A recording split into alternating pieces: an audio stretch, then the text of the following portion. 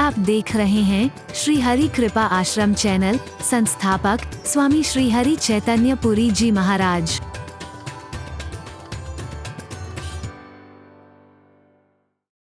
कृपा करिए ना, हमारे नगर में एक बार चरण रख दीजिए, एक बार चरण रख दीजिए बस।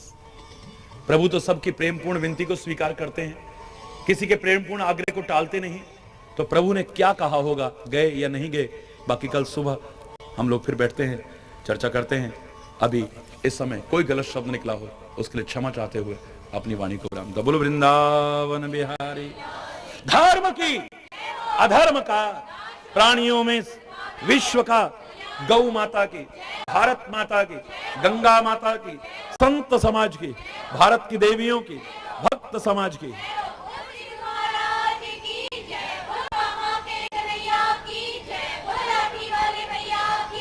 बोलो वृंदावन बिहारी लाल की जय। जय श्री राधे श्याम राम।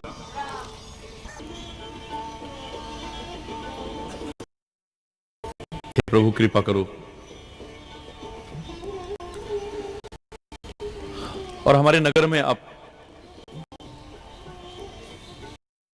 एक बार पधारो। हर कोई मेरे भाग्य की सराहना करेगा प्रभु। आपके सेवक की बड़ाई होगी कि प्रभु के चरण श्रृंगवेरपुर में पड़े, इसकी कुटिया पर पड़े। सौभाग्य है मेरे कि आपके दर्शन हुए हैं, सौभाग्य है आपके चरण स्पर्श का मौका मिला है, लेकिन कुटिया भी पवित्र हो जाए तो मेरे और परम सौभाग्य हो जाएंगे प्रभु। कृपा करी पुरधारी पाऊं, थापिए जनु। मेरी प्रतिष्ठा बढ़ा दो प्रभु। हरि बोल। हालांकि ऐसा नहीं कि प्रतिष्ठा का भूखा है, लेकिन एक मन में होता है कि हमारी कुटिया में देखो सब लोग कहेंगे हाँ कितना भाग्यशाली है, इसकी कुटिया में प्रभु के चरण बदले। था पिए जन, अपने इस जन की प्रतिष्ठा की स्थापना कर दो आप। सब लोग सिहाओ, सब लोग बड़ाई करें मेरे भाग्य की, सराहना करें मेरे भाग्य की। परमात्मा श्री राम कहने लगे, कयहु सत्य सब सखा सुजाना। हे मित्र, तूने बिल्कुल ठीक कहा है। कहां नीच समझा जाता है, कहां अपवित्र समझा जाता है। प्रभु ने इसे प्यार तो दिया और अब इसे मित्र कहा है। और मेरे को तो लगता है कि बाल सखाओं को यदि छोड़ दिया जाए तो इस उम्र में परमात्मा श्री राम का जो सबसे पहला सखा बनने का सौभाग्य मिला है वो निषाद राज को ही मिला है। अभी तक किसी को सखा नहीं कहा है। आप ध्यान से कभी देखिए कि बचपन के सखा आते हैं, वो प्रभु के पास जाकर के मिलने की कोशिश करते हैं। जब राज तिलक की खबर आई है तो हरि बोल। तब से आज तक कहीं पर सखाओं का कहीं उल्लेख नहीं है। ये पहला है जिसे परमात्मा ने अब अपने मुख से सखा शब्द का उच्चारण किया है। और आप बताइए इसके बाद दूसरा सखा कौन बनने वाला है, बताइए? नहीं मालूम। सुग्रीव। और तीसरा सखा कौन बनने वाला है फिर? विभीषण। हरि बोल। तो हम कह सकते हैं कि पहला सखा बनने का प्रभु का इस वन यात्रा में निषाद, जिसे लोग नीच कहते थे, उसे सौभाग्य मिला है। अगर तुम्हारा जीवन अच्छा हो तो तुम प्रभु के और गुरु के कृपा पात्र बन सकते हो। मैं तो इसका नहीं कि तुम किस कुल में पैदा हुए हो, तुम्हारी अवस्था क्या है, तुम कैसे दिखते हो, इन चीजों का इतना महत्व नहीं होगा। वही किसी चीज का महत्व नहीं है। अगर आपका प्यार सच्चा है, आपकी भावनाएं सच्ची हैं, आपका जीवन अच्छा है, तो परमात्मा के और गुरु के कृपा पात्र बन सकते हो। यहां तक कि वो मित्रवत भी व्यवहार करने लगे तो कोई बड़ी बात नहीं।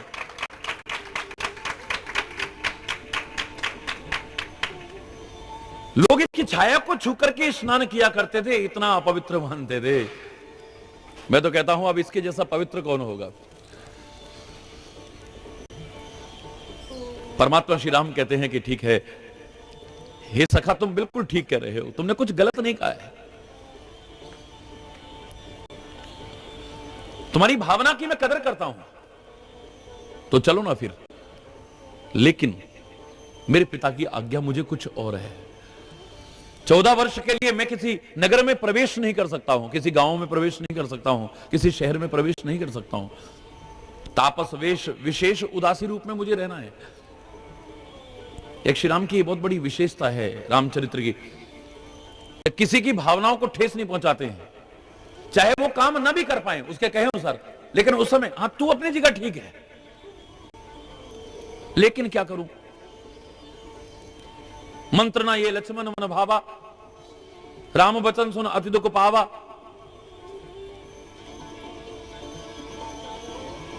कोटि सिंधु शोषक तब सहायक है।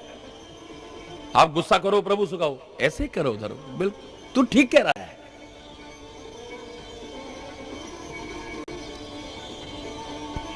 ऐसे ही करूंगा, लेकिन पहले जो मेरी मर्यादा है वो कर लेता हूं।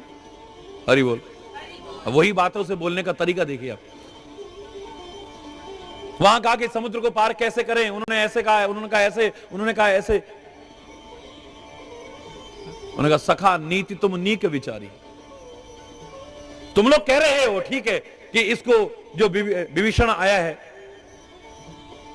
इसको पकड़ करके बांध लो, ये शत्रु का भाई है, पता नहीं है मायावी किस लिए आया है, हमारा भेद लेने आया हो सकता है। बोले सखा नीति तुम नीक, तुमने बिल्कुल ठीक कहा है, बताइए। पर क्या करूं, मम पन शरणागत भयहारी, मेरा प्रण है कि मेरी शरण में जो आता है उसे ठुकराता नहीं, मैं उसके भय को नाश कर देता हूं। तुम अपनी जगह ठीक कह रहे हो, तुमने अपनी जगह गलत नहीं कहा कुछ भी। राम के चरित्र की विशेषता है, देखिए अपने से छोटे भी अगर कुछ कह रहे हैं ठीक है, तुम अपनी जगह ठीक हो, लेकिन मुझे मालूम है कि मुझे क्या करना है। किसी की बात को एकदम से ऐसे नहीं किया है कि उसकी भावनाओं को आहत कर दिया हो, उसकी आस्था को आहत कर दिया हो, उसके प्यार को ठुकरा दिया हो, कभी भी श्री राम ने ऐसा नहीं किया। अब यहां पर यह कि सामने वाले को भी समझना चाहिए, स्वामी अगर संकट में पड़ जाए, स्वामी अगर दुविधा में पड़ जाए कि मैं अब क्या करूं, पिता की आज्ञा का पालन करूं या निषाद के प्यार को देखूं। हरि बोल। अब निषाद तो कहेगा हम तो नीच लोग हैं ना जी, आप हमारे यहां कहां आओगे। हम लोग ऐसे बोलना शुरू करते हैं, हाँ हम तो गरीब आदमी हैं, हमारे यहां कहां आओगे। अब क्या करें, हमारा तो मकान भी छोटा सा है ना, हमें तो बुलाने में भी शर्म आती है। हरि बोल। हम अपने गुरु को और प्रभु को भी समझ ही नहीं पाए। और देखा हमने इतने प्यार से कहा हमारे यहां आए नहीं। निषाद के प्यार की श्री राम कितनी कदर करते हैं, लेकिन कुछ मर्यादा भी है। मर्यादा पुरुषोत्तम है वो, उनको अपने वचन का भी जो लिया हुआ है उसका पालन भी करना है। आज भरत जैसा प्रेमी उनका कौन हो सकता है, और भरत जैसा प्रेमी जंगल में आया है तो काहे के लिए आया है, राम को वापस ले जाने के लिए आया है, राम को मनाने के लिए आया है, तो क्यों नहीं चले गए उसके साथ में। राम तो प्यार की कदर करते हैं, क्यों वापस नहीं चले गए। और मैं तो कहता हूं धन्य है भरत, बन करके तो देखो भरत जैसे, राम तुमसे मिलने को व्याकुल रहेगा। मैंने उसने बताया ना, विभीषण ने कहा कि एक इच्छा पूरी कर दो प्रभु, मेरे को राजा तो आपने बना दिया लंका का, और मैंने अपने लंका निवासियों से यही कहा कि तुम जो मांगना चाहो आज मांग लो, मैं राजा बनकर के पहली बार पहले दिन आपसे ये वचन दे रहा हूं, तुम जो कहोगे मैं दूंगा तुम। और मेरे सारे लंका निवासियों ने लगता है मीटिंग कर रखी थी, उन्होंने सीधे सीधे यही कहा, सारे लोगों ने मिलकर के कि हमारी इस अपवित्र लंका में श्री राम के चरण डलवा दो, हमें कुछ और नहीं चाहिए। तो हे राम, आप अपने वचन चाहे टल जाएं, लेकिन अपने भक्त के वचनों को निभाते हो आप। आप, मेरी इज्जत आपके हाथ में है, मेरा वचन निभाना आपके हाथ में है। आपका स्वभाव जान करके, आपकी रीति जान करके ही मैंने उनको वचन दिया है कि मैं श्री राम को लंका में जरूर लेकर के आऊंगा। तो क्या राम लंका में गए? मैंने कहा ठीक है, मैं प्यार के आग्रह को ठुकराता नहीं हूं, लेकिन क्या करूं, एक ऐसा भी है जो इससे भी ज्यादा प्यार करता है, और वहां पहुंचने में मुझे अगर देर हो गई अयोध्या में, तो मेरा भरत मुझे जिंदा नहीं मिलेगा, तड़प तड़प करके मर जाएगा मेरे वियोग में। मैं जानता हूं कि तुम अभी तड़प तड़प करके मरने वाले नहीं हो। ये राम तो नहीं कह रहे, लेकिन मैं आगे बढ़ा करके कह रहा हूं, राम जानते हैं कि लंका निवासियों का प्यार तो बड़ा है, श्रद्धा तो बड़ी है, हरि बोल, लेकिन ये तड़प करके मरने वाले नहीं है, राम जानते हैं। पर अयोध्या जाने में अगर एक क्षण भी देर हो गई तो भरत जरूर मर जाएगा। तो हे विभीषण, मैं तो अब कहता हूं लंका से मुझे भगाओ तुम जल्दी, पैदल तो पता नहीं मैं अयोध्या कब पहुंचूंगा। ऐसा करो, तुम पुष्पक विमान ले आओ और मेरे को जल्दी से जल्दी अयोध्या पहुंचाओ। अगर अयोध्या पहुंचने में देर हो गई तो जियत न पावो हूं वीर, फिर मैं अपने भैया को जिंदा नहीं पाऊंगा, इतना याद रख। राम प्यार को ठुकराते नहीं, संत प्यार को ठुकराते नहीं है, गुरु प्यार को ठुकराते नहीं है। आप अनंत उदाहरण उनके देख सकते हैं कि प्यार के पीछे नंगे पैर भी चल करके गए होंगे, प्यार की पुकार पर कैसे कैसे दौड़ दौड़ करके कब कब नहीं गए। लेकिन हम लोग जो प्यार की बात करते हैं, हमें भी कुछ विचार करना चाहिए। निषाद के प्यार में तो कोई कमी नहीं है। हालांकि जो बात की एक पंक्ति आई है, तुलसी ने भी इसको विशेष महत्व दिया हो या न दिया हो, और जो लोग इसकी चर्चा करते हैं उन्होंने महत्व दिया हो या न दिया हो, लेकिन मैं एक बात जरूर कहूंगा कि यहां पर भाव ये नहीं है कि मेरी कुटिया मात्र पवित्र हो जाए। बात यह है कि दुनिया कहे कि हां देखो इनके घर में भी राम जी हैं। दुनिया को दिखाना चाहते हैं, हरि बोल। और जहां दुनिया को दिखाना भाव आ गया, वहां प्यार में कहीं ना कहीं कमी आ जाती है, इतना याद रख लीजिए। दुनिया मेरे भाग्य की सराहना करे, क्यों? मेरे सौभाग्य बढ़ जाएं, यहां तक ठीक है, हरि बोल। और उसे देख करके दुनिया भाग्य की सराहना करे, ठीक है, लेकिन मेरी प्रतिष्ठा बढ़वा दो एक बार वहां आकर के। यहां पर प्रभु नहीं चाहिए, यहां पर प्रतिष्ठा चाहिए, हरि बोल। लोगों ने नजरअंदाज किया होगा, लेकिन मैं ऐसे नहीं करूंगा।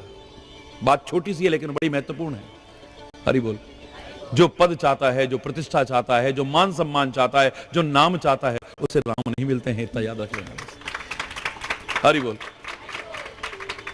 राम का प्यार है, आपके प्यार को देख करके प्यार मिलेगा, ठीक है, बड़ी अच्छी बात है, हरि बोल। प्रभु की सेवा वही कर पाएगा, अर्थात प्रभु की भक्ति वही कर पाएगा जो जगेगा। जो सोया रहेगा वो कभी भी भक्ति नहीं कर पाएगा। और इस नींद में नहीं, इस नींद में नहीं। शरीर को आराम के लिए नींद जितनी आवश्यक है उतनी नींद आप लीजिए, उससे ज्यादा यह भी नुकसानदायक है, आपकी आयु को कम करती है। वैज्ञानिक भी मानते हैं, मेडिकल साइंस भी कहता है कि नींद में हमारे श्वास ज्यादा खर्च होते हैं और हमारी आयु श्वासों पर आधारित है। तो इतने श्वास हम और ज्यादा अपने खत्म कर रहे हैं, इसका मतलब अपनी उम्र को हम कम कर रहे हैं। लेकिन एक बार मैं कहता हूं, इस नींद में आप सो जाओ, कोई नुकसान नहीं होगा तुम्हारा। पर अज्ञान की नींद में मत सोना, मोह की नींद में मत सोना, भ्रम की नींद में मत सोना, मोह की नींद में मत सोना। इस नींद में सोई भी रहोगे तो इतना नुकसान नहीं होगा। और पाया उसी ने जो जागा है, जो जागत है, और जो सोवत है खोवत है, वो सोएगा, सोए वाला, हरि बोल। लक्ष्मण जग गए हैं, कछुक दूर, क्योंकि प्रभु से दूर नहीं होना है, जरा सी दूरी, मतलब एक डिस्टेंस तो होनी चाहिए, संबंधों की एक मर्यादा होनी चाहिए, एक सम्मान जो होना है वो होना चाहिए। राम सो गए हैं, कछुक दूरी सजीबान सरासन, जागन लगे बैठी वीरासन। वीर आसन पर जाग करके बैठ गए हैं, हाथ में तीर कमान ले लिया है। प्रभु की रक्षा सारी दुनिया करती है, लेकिन भक्त अपने प्रभु की रक्षा करता है। ये भावनाओं का खेल है, भाव जगत है ये। सारी दुनिया की कष्ट परमात्मा उतारते हैं, गुरु उतारते हैं, लेकिन भक्त उनके कष्ट उतारता है। कैसे उतारता है बताओ? आरती उतारता है ना। आरती माने कष्ट, आरती उतारना माने कष्ट उतारना, कि मेरे स्वामी पर, मेरे प्रभु पर, मेरे गुरु पर कोई कष्ट ना आए। और धन्य है, ये तो 2 कदम और आगे बढ़ गए प्रेमी और भक्त। तो वो कहते खाली आरती उतार नहीं रहे, कष्ट उतार नहीं रहे, आरती ले रहे हैं हम। आपके कष्ट हमारे ऊपर आ जाएं तो कोई बात नहीं। देखिए, ये आरती का जो विधान है, माना कि एक तांत्रिक प्रक्रिया है ये, और इसकी रीति है कैसे करनी चाहिए। हर देवता के लिए अलग अलग विधान है। जैसे आप श्री राम की करते हैं, श्री कृष्ण की करते हैं, विष्णु भगवान की करते हैं, सत्यनारायण जी करते हैं, लक्ष्मी नारायण जी करते हैं, तो आप आरती का एक विधान है, आप 4 बार उनके चरणों में इस तरह से कीजिए। ये तरीका है। प्यार में तो कोई नियम नहीं है, लेकिन अगर तरीके से विधि विधान से करना चाहो तो 4 बार ऐसे कीजिए। आप 1 बार नाभि पर कीजिए, 2 बार मुख पर कीजिए, 7 बार पूरे शरीर की कीजिए, और उसके बाद फिर अंग प्रत्यंग पर कीजिए। हरि बोल। फिर आप चाहे जैसे करते रहिए, आप कोई दिक्कत नहीं। लेकिन कमाल है ये भक्त और प्रेमी, ये तो कहीं 2 कदम आगे बढ़ गए हैं। प्रभु और सदगुरु तो दुनिया के कष्ट उतारते हैं, लेकिन धन्य हो ये भक्त और प्रेमी कहते हैं हम आपकी आरती उतार रहे हैं, आपके कष्ट उतार रहे हैं। और इतने पर सबर नहीं आया, आरती ले रहे हैं।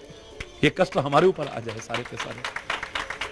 किसी के कष्ट किसी पर नहीं जाते हैं, इतना याद रखना है। लेकिन प्रभु और गुरु देखेंगे इनकी भावना, धन्य हो इनकी भावना। देखो, ये संसार के दुखी लोग हमारे भी कष्ट लेने को तैयार हैं, तो वो कहेंगे फिर शर्म आनी चाहिए हमें, अगर हम इन्हें कष्टों में देख लें तो फिर इनके कष्ट नहीं देख पाएंगे हम कभी। फिर गुरु और परमात्मा हमें कष्टों में देख सकेंगे। हम अपने गुरु और परमात्मा की आरती लेने को तैयार हैं, उनके कष्ट लेने को तैयार हैं, तो वो भी फिर हमें कष्टों में देख नहीं पाएंगे कभी। हरि बोल। कभी नहीं देख पाएंगे। हम प्रभु की रक्षा कर रहे हैं। देखिए आप, ऐसे भी ये भाव जगत है, इसमें कोई तर्क नहीं है। कछुक दूरी, हरि बोल, सजीबान सरासन, जागन लगे बैठी वीरासन, गुह बुलाए पाहरू प्रतीति, ठाम ठाम राखे अति प्रीति। अब प्रभु को रक्षकों की आवश्यकता नहीं है, सिक्योरिटी गार्ड्स की कोई आवश्यकता नहीं है, लेकिन इन लोगों की भावना है। अब भावनाओं में कोई तर्क नहीं है, निषाद राज को। और फिर ये राजा है, अपने राज्य की व्यवस्था उनकी राज्य की सीमा में है, तो एक स्वाभाविक प्रशासन के दृष्टिकोण से मन में आई जाता है, एडमिनिस्ट्रेशन के दृष्टिकोण से आ जाता है कि हमारे क्षेत्र में कोई दुर्घटना ना हो जाए। हरि बोल। ठीक है, उनकी ड्यूटी है। अपने विश्वास पात्रों को बुलाया है, परम विश्वास पात्रों को, क्योंकि यहां कई बार मेढ़ ही खेत को खा जाती है, रक्षक ही भक्षक बन जाते हैं, सिक्योरिटी गार्ड ही जिसकी सुरक्षा कर रहे हैं उसको भी मार सकते हैं। हरि बोल।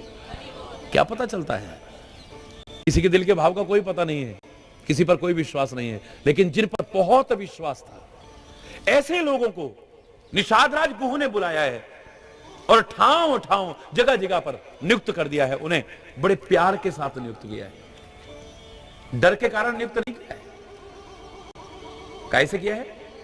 प्यार के कारण किया है। भगवान को क्या नजर लगेगी, उसकी नजर पड़ जाए तो दुनिया की नजर हमारा कुछ नहीं बिगाड़ पाती, पर उसे नजर ना लग जाए इसलिए काला टीका हम प्रभु को लगा देते हैं।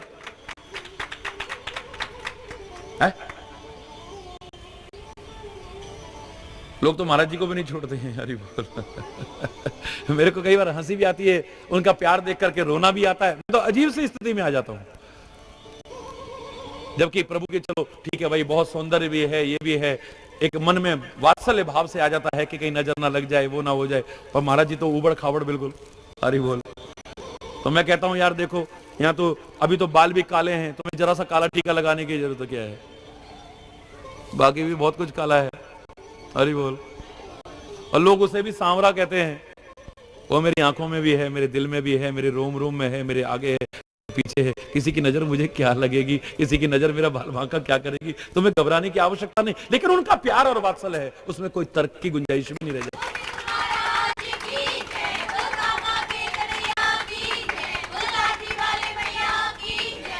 कितनी बार देख करके बड़ा विचित्र सा लगता है कि प्रणाम करने आए, प्रणाम के बहाने अब भीड़ में वैसे अब क्या,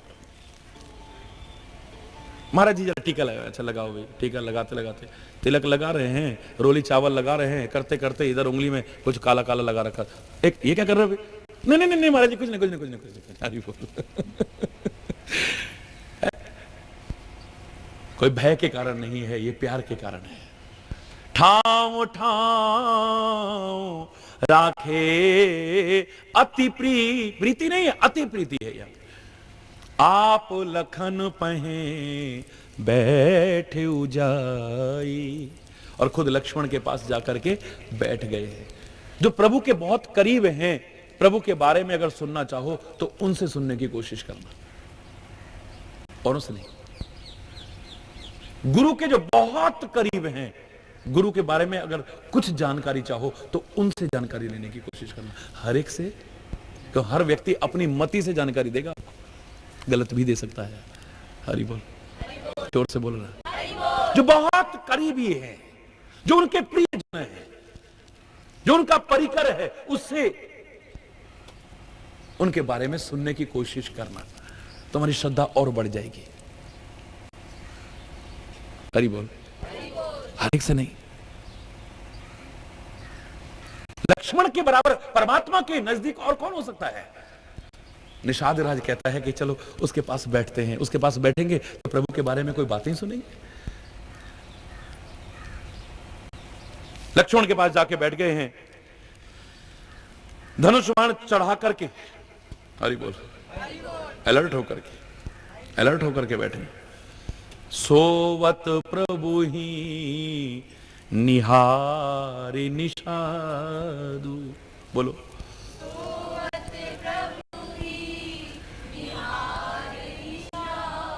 इसका अर्थ क्या है? बैठे लक्ष्मण के पास हैं, पर ध्यान कहां है? बोलो ना।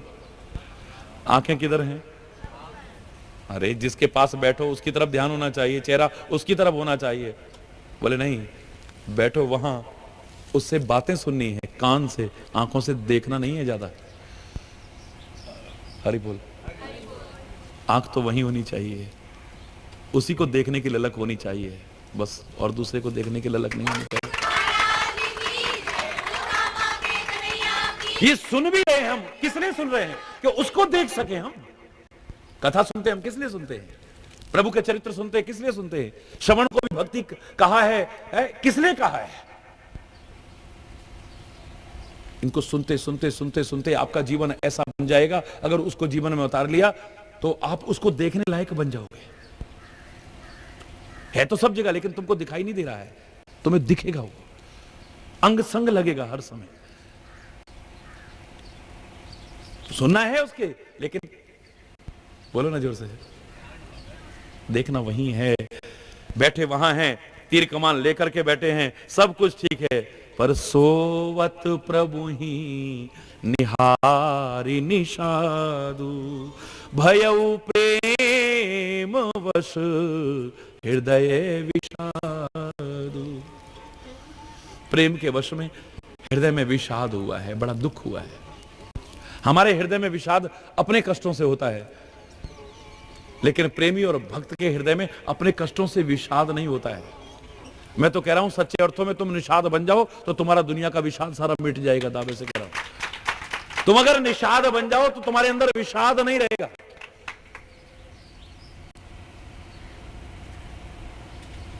हरि बोल, जोर से बोलो ना। हृदय में बड़ा विषाद हुआ है, तन पुलकित, हृदय पुलकित हो गया है, तन पुलकित हो गया है, शरीर पुलकित हो गया है, जल लोचन बही। नेत्रों से जल बहने लगा है। कथा सुनते और कथा सुनाते अगर बीच में ऐसी स्थिति ना आई तो ना तुमने सुनाया और ना तुमने सुना।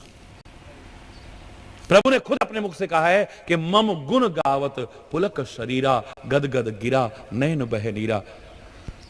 मेरे चरित्र गाते गाते सुनते सुनते अगर तुम्हारा वाणी गदगद हो जाती है, तुम्हारा शरीर पुलकित हो जाता है, तुम्हारा रोमांच हो जाता है, रोंगटे खड़े हो जाते हैं, यदा कदा, तब सोच लेना कि तुमने मेरा चरित्र गाया है, मेरा चरित्र सुना है, वरना अभी तुम रसिक नहीं बन पाए हो इसके। मनगुण गावत पुलक शरीरा, और बिल्कुल यही स्थिति हो रही है। शरीर पुलकित है, नेत्रों से जल बह रहा है। वचन सप्रेम लखन सन कहीं, बड़े प्रेम के वचन लक्ष्मण से कह रहे हैं कि भूपति भवन सुभाए सुहावा, सुरपति सदन न पट तर आवा। महाराज दशरथ का महल तो स्वभाव से ही सुंदर है, इंद्र भवन भी उसकी समानता नहीं पा सकता है। मणि में रचित चार चौबारे, मणियों के छत के ऊपर जो बंगले उनको चौबारे कहते हैं, चौबारे बने हुए हैं। जन रतुपति निज हाथ समारे, ऐसे लगता है कामदेव ने अपने हाथों से समारे हों। इतने सुंदर महल, इतने बेशकीमती महल, और जो पवित्र, बड़े विलक्षण सुंदर भोग पदार्थों से परिपूर्ण और फूलों की सुगंध से सुवासित हैं। जहां सुंदर पलंग बिछे हुए हैं, मणियों के दीपक हैं, जहां बत्ती नहीं जलानी पड़ती है, हरि बोल, मणियों का प्रकाश होता है, प्रकाश करना नहीं पड़ता है, प्रकाश होता रहता है। मणि में दीपक जहां है, सब प्रकार का पूरा आराम है। सुचि सुविचित्र सुभोग में शुभ सुमन सुगंध सुभास, हरि बोल। पलंग मंजुमन दीप, जहां सब विधि सकल सुपास, हर सुविधा है। जिनके घर में विविध वसन उपधान तुराई, जहां ओढ़ने बिछाने के पता नहीं कितने वस्त्र हैं। क्षीर फेन मृदु विशद सुहाई, और तकिए गद्दे दूध के फेन के समान कोमल निर्मल और सुंदर है। तहसी राम शयन निसी करहीं, वहां सीताराम रात्रि को शयन करते थे। निज छवि रति मनोज मद हरहीं, और अपनी छवि से कामदेव के मद का भी हरण करते थे। आज वो राम और सीता कुश और पत्तों की सांथरी पर सोए हुए हैं, हरि बोल। ते सिय राम साथरी सोए, श्रमित वसन बिनु जाहि न जोए। आज कपड़ा भी नहीं है ओढ़ने को, हरि बोल। बिछाना तो बहुत दूर की बात है, कुशा और पत्तों के उस साथरी पर सोए हुए हैं, बिना वस्त्रों के। आज ऐसे सोए उनको देख करके, थकावट में ऐसे पड़े हुए देख करके देखा नहीं जा रहा है। हृदय को बड़ा एक विषाद हो रहा है। माता पिता परिजन पुरवासी, सखा सुशील दास और दासी, जोग वही जिन्हीं प्राण की नाई, मही सोवत ते ही राम गोसाई। माता पिता, नगर निवासी, रिश्तेदार, उनके मित्र, सुशील दास और दासियां, प्राण की तरह जिनकी रक्षा करती थी, जिनकी पालना करती थी, आज वो जमीन पर सोए हुए हैं। सारी पृथ्वी के मालिक आज पृथ्वी पर सोए हुए हैं, हरि बोल। पिता जनक जग विदित प्रभाव, चलो राम की तो बात छोड़ो, पिता जनक जिनके संसार में प्रभाव हर कोई जानता है, और ससुर सुरेश सखा रघुराव, इंद्र के भी मित्र हैं, जो ऐसे उनके ससुर जी रामचंद्र पति, जिनके रामचंद्र जैसे पति हों, वो वैदेही सोवत मही, वो आज जमीन पर सोई है। विधाता पता नहीं कब किसको क्या दिखाते दिखाते क्या दिखा सकता है, समझ में नहीं आती विधाता की रीति।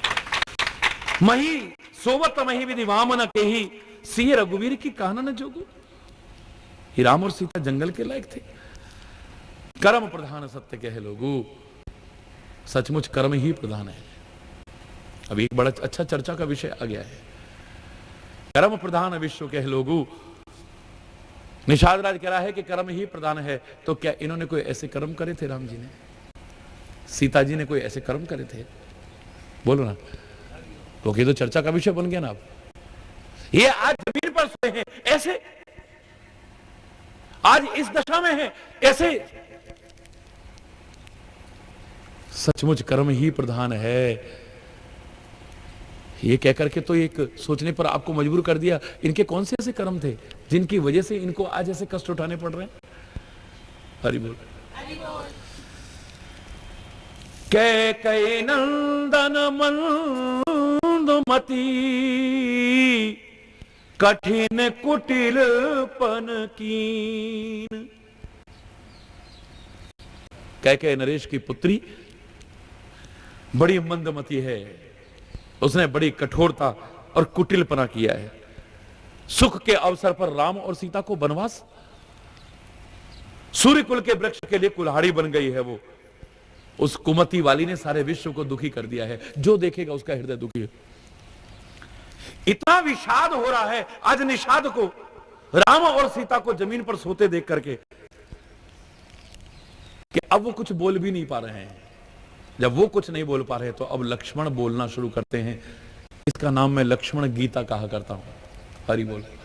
बड़ी प्यारी गीता है ये। लक्ष्मण जी ने पहली बार गीता सुनाई है। सुनी होगी बहुत बार, लेकिन सुनाई भी है आज। मजा तभी है जब आप ज्ञान सुनो भी, अपने जीवन में उतारो भी, और औरों को सुना करके उनके जीवन में उतारने लायक भी बनाओ, तब मजा है तुम्हारा। अपना अज्ञान तो दूर करो ही, ज्ञान के प्रकाश में जीने की कोशिश करो, लेकिन औरों का मार्ग भी प्रकाशित करने की कोशिश करो, औरों के जीवन से भी अज्ञान रूपी अंधकार को दूर करने की कोशिश करो, तब आनंद है, तब पूरा आपने किया है। लक्ष्मण को तो श्री राम के मुख से भी कितना संदेश मिलेगा, अभी तक ना भी मिला पाओ तो अब आगे मिलेगा।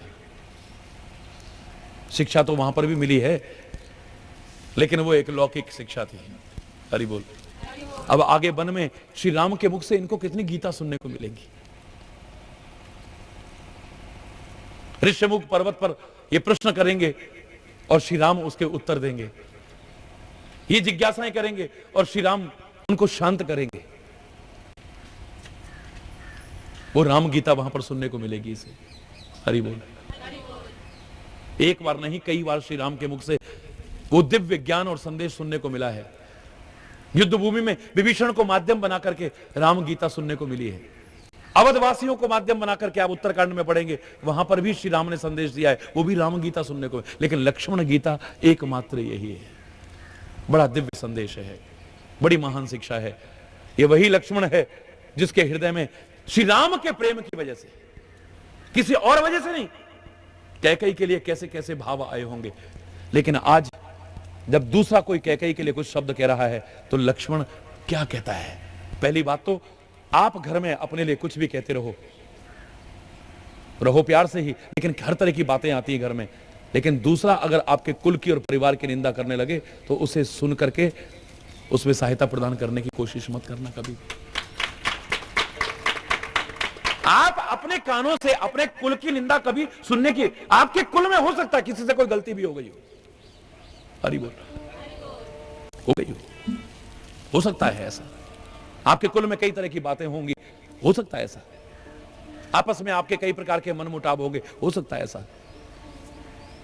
लेकिन सीखो लक्ष्मण से, कितना भी प्रेमी है निषाद, लेकिन वो भी अगर श्री राम के प्रेम के कारण, राम के प्रति अपने प्रेम के कारण उनको इस कष्ट में देख करके उसके हृदय में ऐसे भाव आए और उसने कैकेयी को मंदमती कह दिया, कुटिल कह दिया, कुमति वाली कह दिया है, तो हमारे कुल की, साम्राज्य की और हमारी मां की कोई निंदा करे, हमारे कुल की कोई निंदा करे, ये हमसे सहन नहीं।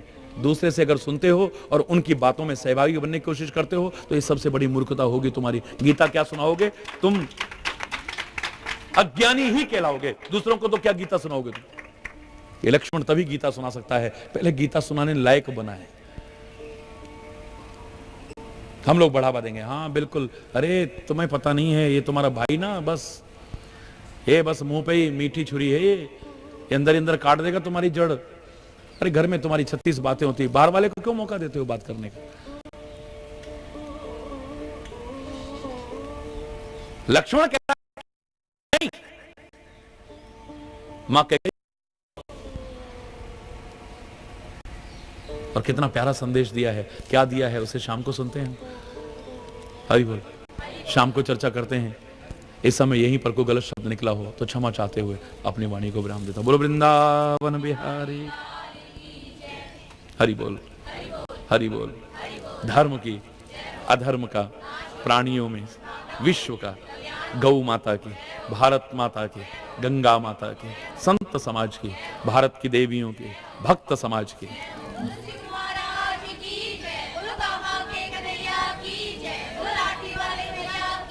बोलो वृंदावन बिहारी लाल की जय। जय श्री राधे श्याम राम।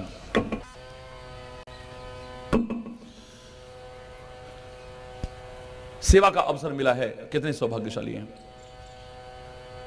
बार बार मैं कहता रहा हूं, जिसकी सेवा का मौका मिले, जहां मिले, जब मिले, चूकना मत। राष्ट्र की सेवा का मौका मिल जाए, समाज की सेवा का मौका मिल जाए, बड़े बुजुर्गों की सेवा का अवसर मिले, माता पिता की, गुरु की सेवा का अवसर मिले, परम सौभाग्यशाली अपने आप को मानना और प्रसन्न होकर के सेवा करना। उदास होकर के सेवा मत करिएगा कभी भी। और मैंने आपसे हमेशा कहा है कि कोई आवश्यक नहीं कि सारी दुनिया की सेवा करना, कोई आवश्यक नहीं, जितनी कोई और कर रहा है उतनी करना, पर जितनी कर सको, जब कर सको, जहां कर सको, जैसे कर सको, जिनकी कर सको, सेवा अवश्य करने की कोशिश करना। हमारे तो भजन की परिभाषा ही सेवा है। और सेवा से जल्दी, जितनी जल्दी परमात्मा प्रसन्न होते हैं, और ये तो आप घर में भी देख लीजिए, आप किसी की सेवा करोगे तो जल्दी प्रसन्न होगा, पर दुनिया हो ना हो मैं अलग बात है। ये समाज की सेवा करते हुए, जन सामान्य की सेवा करते हुए प्रभु ज्यादा प्रसन्न होते हैं। और प्रभु की सेवा, प्रभु तो इतने दयालु हैं कि हमारे महापुरुष तो यहां तक कहने में संकोच नहीं करते, बेनु सेवा जो द्रवे दीन पे राम सरिस को नाही,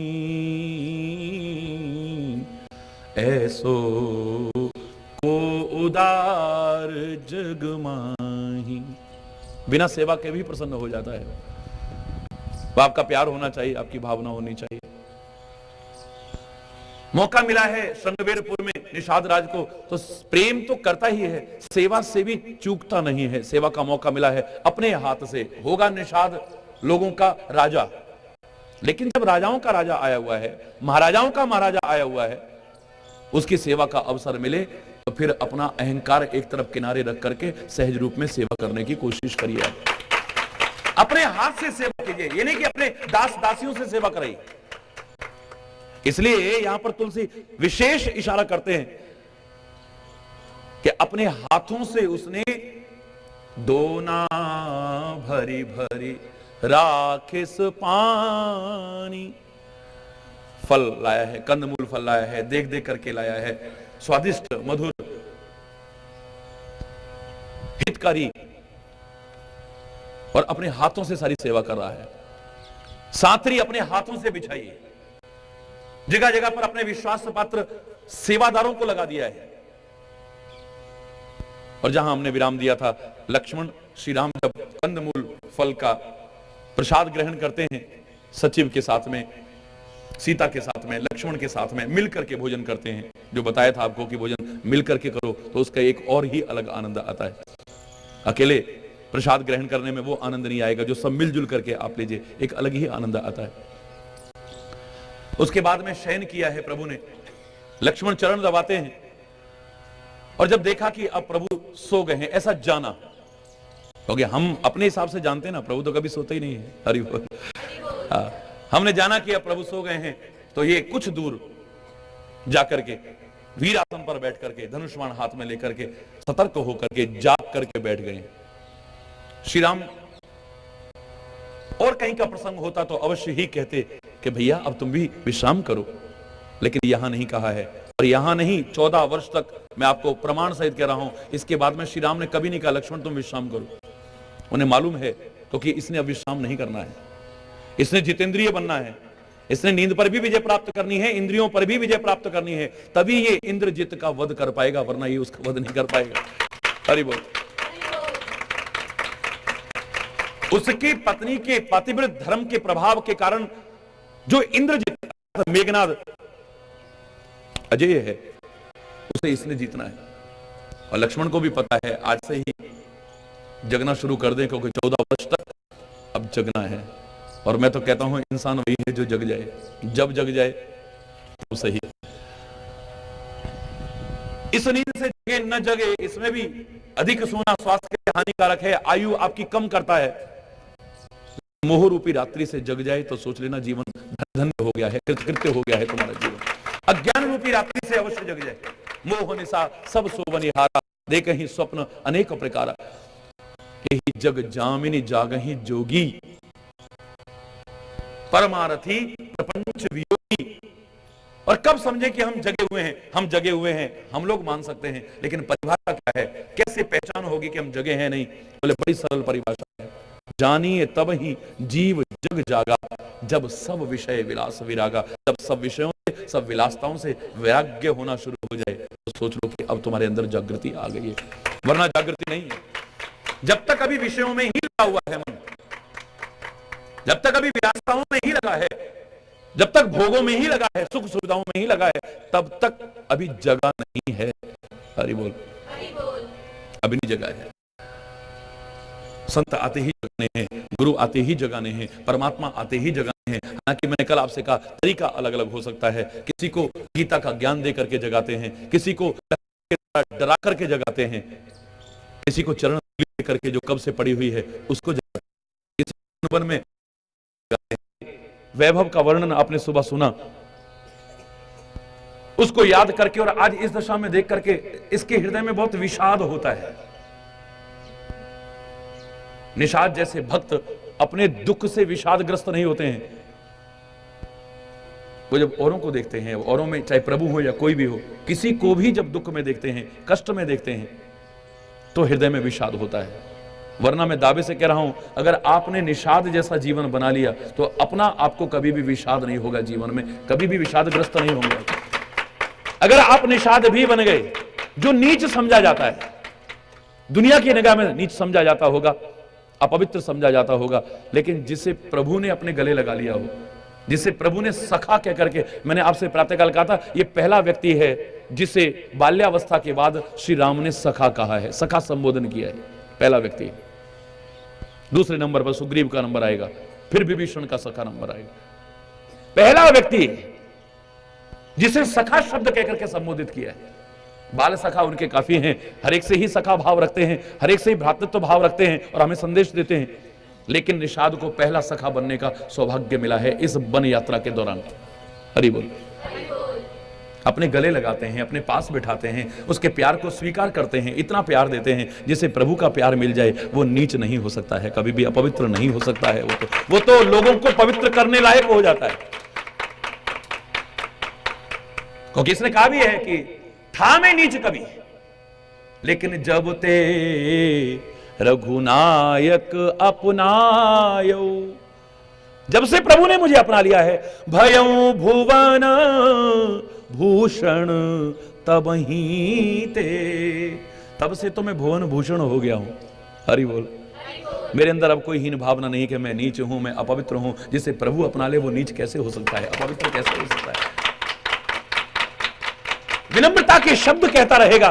प्रभु के सामने जब आ रहा है तो अहंकार के शब्द नहीं है, मैं जन नीच सहित परिवार, ए परमात्मा मैं आपका जन हूं, नीच जन हूं, परिवार सहित आपके चरणों में सर्वस्व अर्पण कर रहा हूं। सूरदास की तरह अंत तक बेशक कहता रहे, मौसम कौन कुटिल खल कामी, भरे भरे उदर विषय को धावत, जैसे सूकर ग्रामी। कैसे कैसे शब्दों का भक्त लोग अपने लिए इस्तेमाल करते हैं। देखिए, तुलसीदास की तरह कह सकते हैं, मैं मतिमंद गंवार।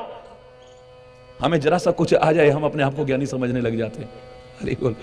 वो अंत तक कहता रहा है, मैं मतिमंद गंवार। हरि बोल, जोर से बोलो ना।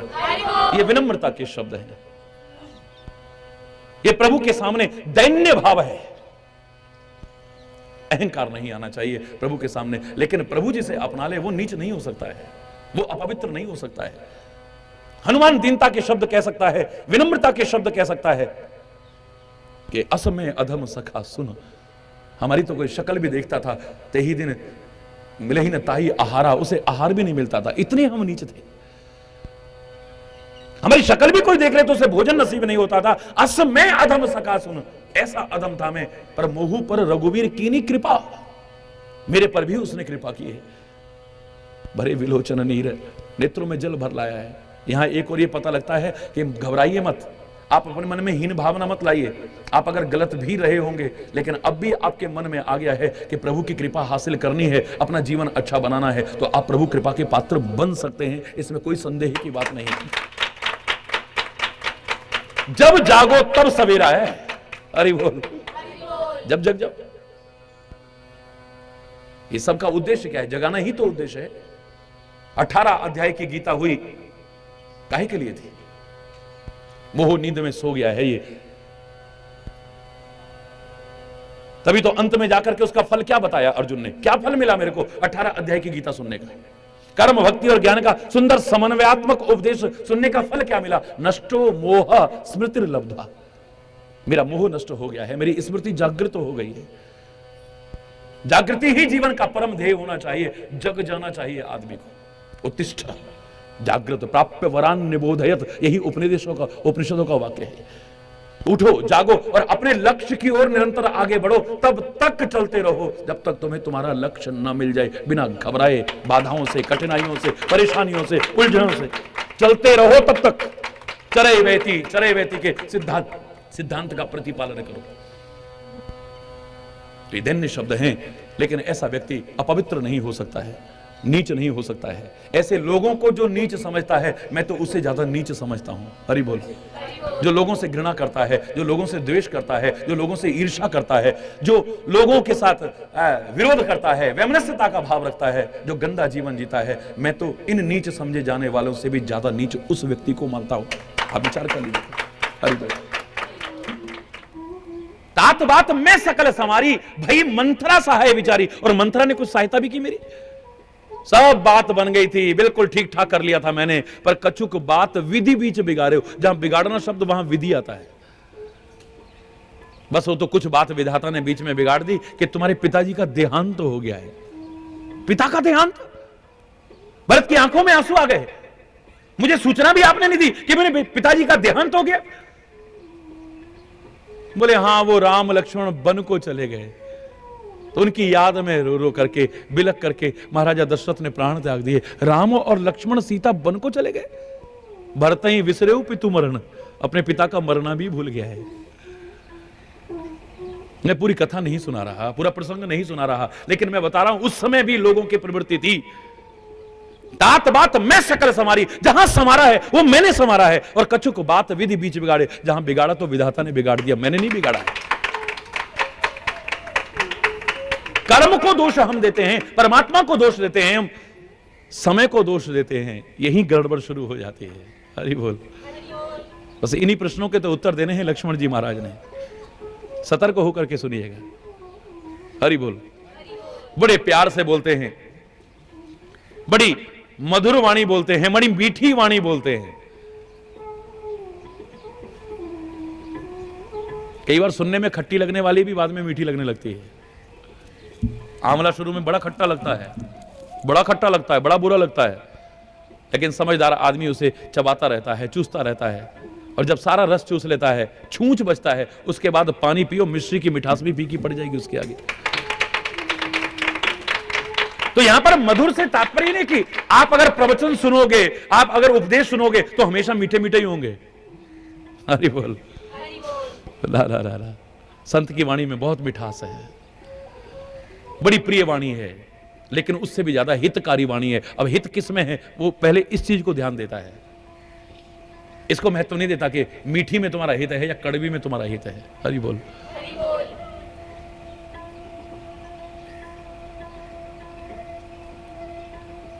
लेकिन फिर भी यथासंभव कोशिश ये करनी है कि हमें कटु नहीं बोलना है, मधुर बोलना है, प्रिय बोलना है।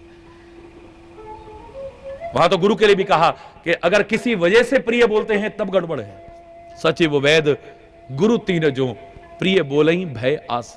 इसका तात्पर्य कि प्रिय नहीं बोलना चाहिए, लेकिन अगर किसी डर के मारे प्रिय बोलते हैं, किसी लालच की वजह से प्रिय और मीठा बोलते हैं, तो सोच लेना, राज धर्म तन तीन कर, बेग हो ही नाश।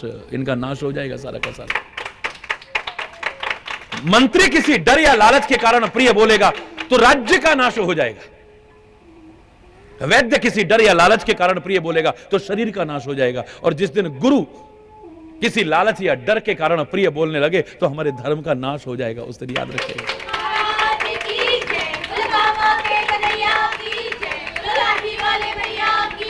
लेकिन फिर भी यथासंभव कोशिश ये करनी है कि हमारी वाणी की मिठास बनी रहे। अप्रिय वाणी ना बोले, हम प्रिय वाणी बोले, सत्य बोले। लेकिन उससे भी ज्यादा मैं कहा करता हूं ईश्वर की कृपा से, अपने अनुभव के आधार पर, कि इससे भी ज्यादा महत्व देना है कि हितकारी वाणी है। हरि बोल। लक्ष्मण जी महाराज बड़े प्यार से कह रहे हैं, बोले लखन मधुर प्रिय वाणी,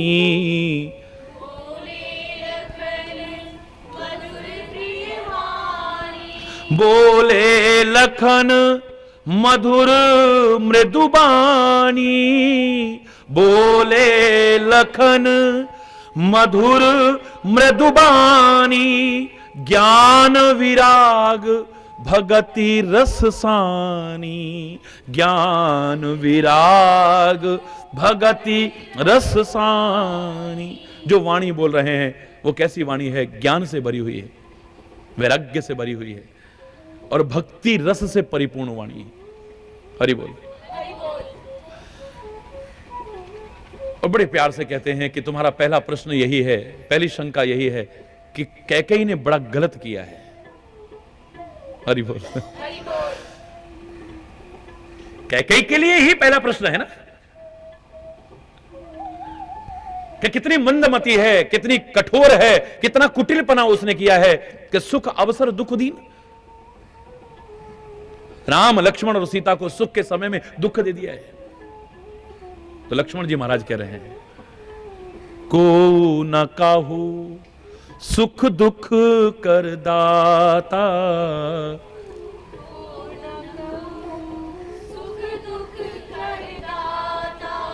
को न काहू सुख दुख कर दाता, को न काहू काहू न को सुख दुख कर दाता, निज कृत कर्म भोग सब भ्राता, निज कृत कर्म। कोई किसी को सुख दुख नहीं दे सकता है। अब आप कहोगे नहीं, फलाने ने हमको दुखी करा, फलाने ने हमें ऐसा करा, फलाने ने हमारे साथ ऐसा करा, फलाने ने ऐसा करा। बड़ा गुड विषय है ये। तभी मैंने कहा ना, अभी तक की कथा से बिल्कुल अलग विषय है ये। किसी के बुरा चाहने पर, बुरा करने पर भी बुरा तभी हो पाता है जब हमारे किसी बुरे कर्म का फल का उदय का समय आ चुका है। आपको लगता है कि उसने ऐसा कहा तब हमारे साथ ऐसा हो गया, उसने ऐसा किया तब हमारे साथ ऐसा हो गया, फिर तो सारी दुनिया को कोई भी नचा लेगा। अरे उसने हमारे पे हाथ चला दी, हम पे चलाए ना कोई। हरिचेतन चैलेंज करके कहता है, उसने हमारे पर जादू टोना कर दिया, उसने कोई जंतर मंतर कर दिया। हरि बोल। अरे ऐसे तो फिर सारी दुनिया पर कोई भी नियंत्रण कर लेगा। अगर किसी के करने पर भी आपका बुरा होता है तो याद रखना, तुम्हारे भी किसी बुरे कर्म का फल उदय होने का समय आ गया था, तब संयोग है ऐसा बैठ गया है, वरना किसी के करने पर किसी का बुरा नहीं हो सकता है। और खास तौर से जो परमात्मा की भक्ति करता है, खास तौर से जो परमात्मा का भक्त हो, फिर तो इन शब्दों को काट दो। जाको राखे साइया मार न सके कोई, बाल न बांका कर सके चाहे सब जग वैरी। फिर तो इन शब्दों का कोई महत्व ही नहीं रहा। इसी मानस में से चौपाई फिर तो निकाल दो। सीम की चापी सके कोई तासु, बड़ रखवार रमापति जासु। अगर वो रखवाला है तो दुनिया में कोई किसी का बाल बांका नहीं कर सकता है।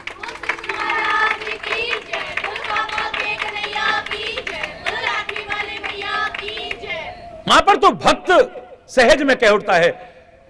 बाहर के लोग तो क्या करेंगे, अपने ही जब दुश्मन हो जाएं। हरि बोल। तो वो तो और भी खतरनाक होते हैं। आस्तीन के सांप तो ज्यादा खतरनाक है जंगल के सांपों से भी, बोलो ना, जो साथ रह करके जड़ काटते हैं, अपना बन करके जड़ काटते हैं। हरि बोल। उनसे तो और भी ज्यादा खतरा हो जाता है ना, क्योंकि पता ही नहीं चलेगा। दूसरे आदमी तो मालूम है आपका शत्रु है, आप उसके हाथ का भोजन नहीं करेंगे, आप उसके हाथ का पानी नहीं पिएंगे, आप उसके हाथ की कोई चीज नहीं लेंगे, कहीं कोई जादू मंत्र ना कर दे, कोई होता कुछ नहीं है, लेकिन आप जैसा समझते हो। हरि बोल। लेकिन जो अपना बन के कर रहा है, वो कब खाने में क्या मिला देगा, भोजन में क्या मिला देगा, पता है आपको? बोलिए। हिरण्याकश्यप तो अपना बाप है, कोई संदेह कर सकता है कि पिता खीर में जहर मिलाकर के खिलाएगा? बोलो, बोलिए। जब अपने ही दुश्मन बन जाएं, इससे ज्यादा खतरनाक और क्या हो सकता है? लेकिन इसके बावजूद भक्त निश्चिंत है, क्योंकि उसे पता है मेरी रक्षा करने वाला कोई बैठा है। कोई अगर दावे से भी कह दे तेरे को पहाड़ से गिरा दूंगा, तो प्रहलाद की तरह उठ के कह देता है गिरा दे, वहां पर भी अपनी गोदी में संभालने वाला कोई खड़ा होगा। मेरा हाथियों के नीचे कुचल दूंगा, मेरे हाथियों में भी और मेरे अंदर भी वही परमात्मा है, मेरा बाल बांका नहीं होगा। यहां पर होलिका जिसे कवच प्राप्त है, वरदान प्राप्त है, वो जल करके खाक हो सकती है, लेकिन परमात्मा के भक्त का बाल बांका नहीं हो सकता कभी भी। वो तो निर्भीक है। अभी उस दिन कोई मेरे से प्रश्न पूछ रहा था, बोले महाराज जी तुलसीदास ने लिखा, काह न पावक जारि सके, काह न समुद्र समाये, काह न करे अबला प्रबल, के ही जग काल न खाए। तो मैंने कहा ये खाली सीधे सीधे अर्थ मत लगाया करो, ये प्रश्नवाचक भी तो दोहा हो सकता है, ये प्रश्नवाचक भी तो हो सकता है। ठीक है, अग्नि सब कुछ जला देती है, पर अग्नि सब कुछ जला सकती है, यही कहना होता तुलसीदास ने तो इसी रामायण में न लिखता कि हनुमान उसी आग से नहीं जला है, विभीषण की कुटिया उसी आग से नहीं जली है, प्रहलाद भी होलिका की गोदी में बैठ करके भी उस भयानक आग में नहीं जला है। बोलिए, बोलिए। अगर महापुरुषों ने यही कहना होता कि आग क्या नहीं जला सकती है, अगर तुमने अपना कुंदन जैसा जीवन बना लिया है तो आग तुम्हें जलाएगी नहीं बल्कि तुम्हें चमका देगी। चाहे दुखों की आग हो, चाहे किसी प्रकार की भी आग हो, तुम्हें चमका देगी, तुम्हारे तेज को निखार देगी।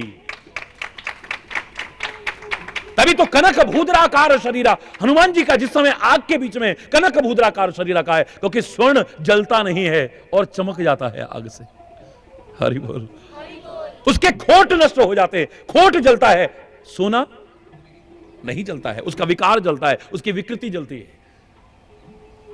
तो मैंने कहा भैया मुझे तो नहीं लगता कि सब कुछ जला सकती है आग, आग में अभी इतनी ताकत नहीं है। हरि बोल।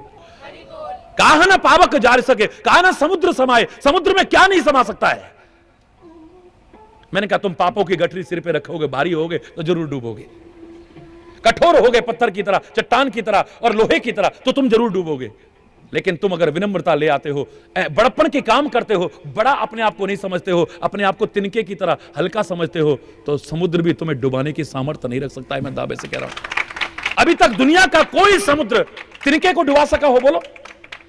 या फिर तुम भारी भी हो कोई बात नहीं है, कठोर भी हो कोई बात नहीं है, तुमने संग अच्छा कर लिया है, तुमने नाव का साथ कर लिया है, लकड़ी का साथ कर लिया है, जहाज का साथ कर लिया है। मैं चैलेंज करके कहता हूं कोई भी सागर तुम्हें डुबाने की सामर्थ्य नहीं रख सकता है।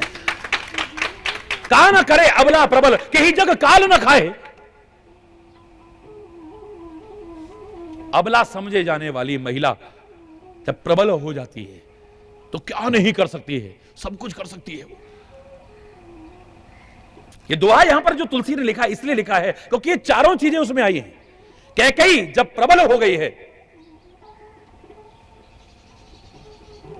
उचित अनुचित का बोध नहीं रहा है, तो क्या नहीं कर लेती है वो।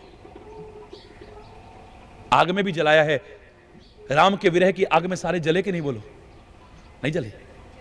सागर में डुबोया है? विरह के सागर में डुबोया है सबको। कहीं जग काल न खाए, कितना बलशाली था, कितना धर्मात्मा था, कितना है, लेकिन दशरथ को काल खा गया है। हरि बोल। लेकिन मैं कहा करता हूं कि खाली इतना ही मत सोचिए, ठीक है जो जन्मा है वो मरेगा, काल सबको खाएगा, लेकिन जो महाकाल की शरण में आ गया है, काल भी उसको खाने की सामर्थ्य नहीं रख सकता है।